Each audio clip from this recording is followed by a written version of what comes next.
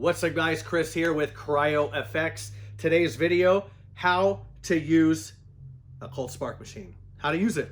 You don't know how to use it. All you know is what you see here. You just want to know how to use it. So we're going to make this super short, super sweet. I did another video on cold spark machine instructions, and that goes super in detail from start to finish. So this video, we're just talking about how to use a cold spark machine. So let's jump right in.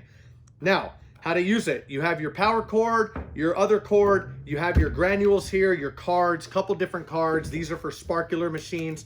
This machine specifically is iSparkFX M3, M4 Mini. They're the same, they just do different heights. This is the card that goes with that. And then you have your granules, like I already said. You have your wireless remote receiver and your wireless remote. Some machines have the wireless remote receiver inside the machine. These do not. And you have your manual button, obviously DMX cord and DMX controller. So not going to get into details on these because I just want to show you how to use the machine from start to finish quickly. So what you'll do is you'll go ahead and you'll open your machine up as such. When you open it up, I have these granules that I used from an earlier video, but you'll open your new pack. You'll go ahead and have your card ready. And these granules here, like I said, from another video, these were just taken out of a bag. I just have to make that preface here because you want the bag sealed. You don't want these out in the open to collect dust, to collect grime, and to get messed up by humidity. So I'll go ahead, I'll put these in the spark machine as such, in the top here. Kind of brush those other ones in, brush the other ones off the machine. I'm gonna put this cap on, boom. Not putting it on all the way because we're going to be accessing that again here in a minute.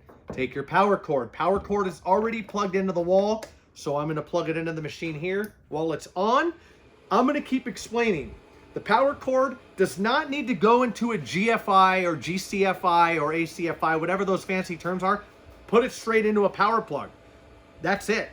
If you put it into any of these other breakers or a surge protector, it may trip it. Just don't do that, okay? Then I have my manual cord here. For the sake of the video, I'm using this manual cord. Here's one end, here's the other. I take this, I plug it in.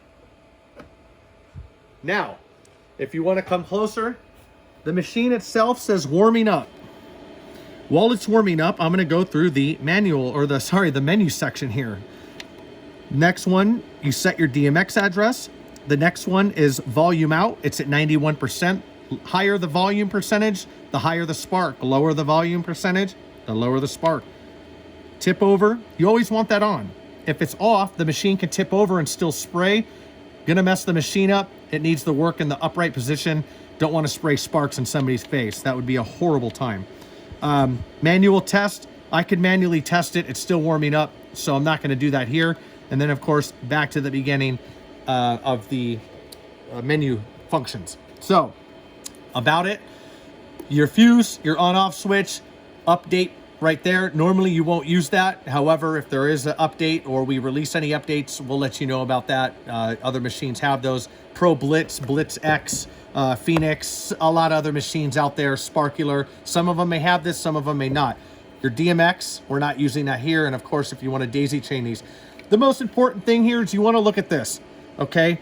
This machine here is AC 120, 60 hertz, 8 amps.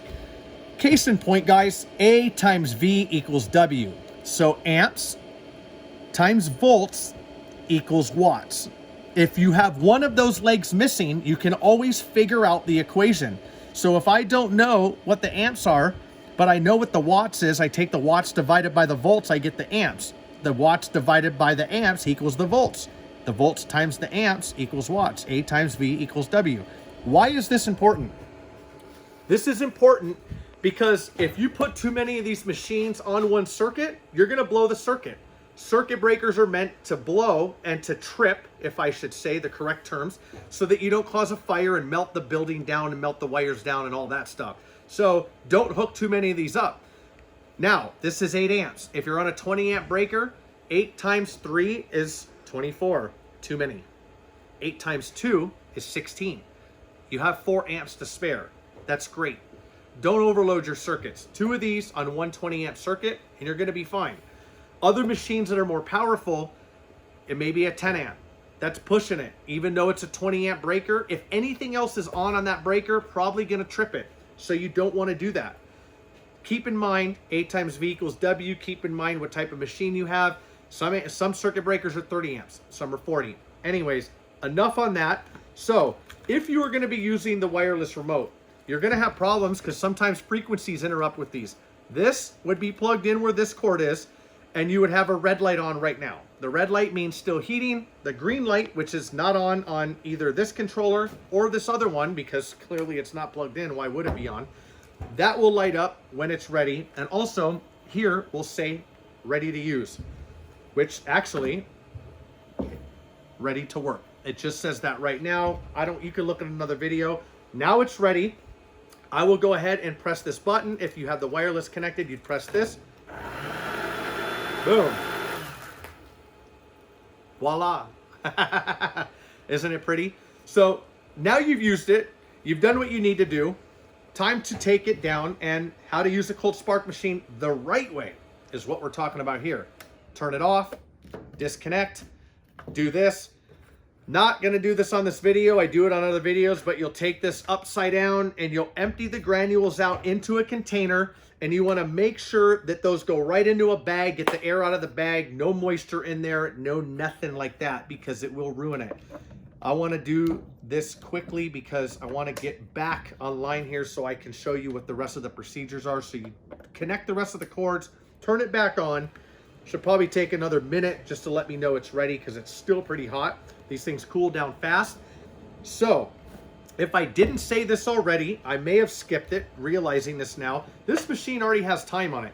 These cards put the time on the machine. I'm not gonna do that here, but you would take a card and you would just put the card up to this RFID section on the machine. So it would actually be this card. I just don't want to do that here because this card won't work. It's already been used. One time use on the cards, that's it.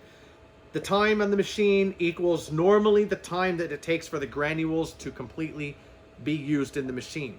Now, as you're emptying and putting granules back in, that time on the machine is 15 minutes. The actual pack itself may only work 12 minutes. Gonna give you extra time. You can contact us and just get a pack of granules after a series of these compound into one. It's ready to use.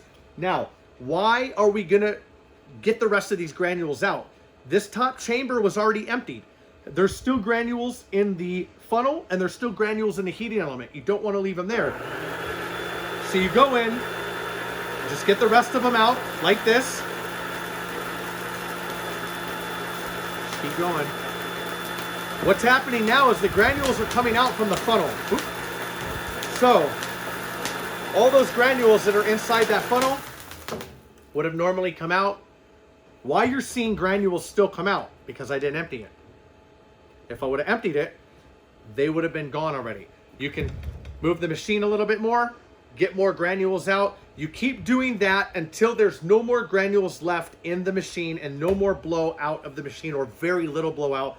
Then you can take the machine, turn it off, disconnect, boom.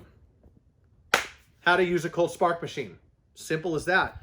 More detailed instructions on other videos that I have linked to here or on the channel, but that's simplistic instructions how to do it. Put everything away and you're ready to use it next time. I'm Chris, this is CryoFX. Go ahead and hit the like button, show some appreciation for the video. Other people don't know how to use these. Hitting that like button gets it in front of more people. Thank you guys, and until next time, we'll see you later.